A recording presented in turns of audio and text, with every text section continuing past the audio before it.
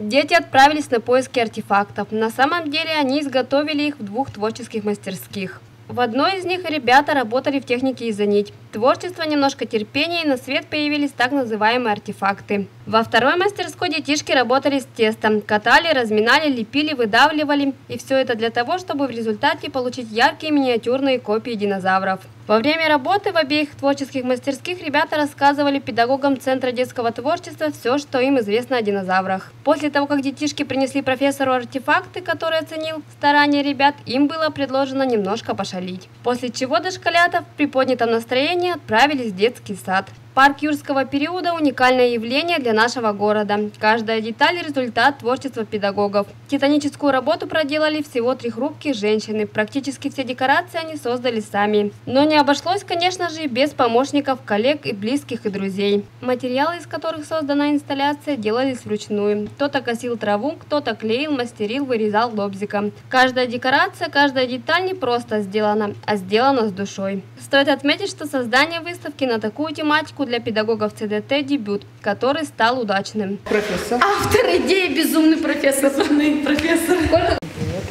Идеи из книг старой библиотеки. Приглашаю!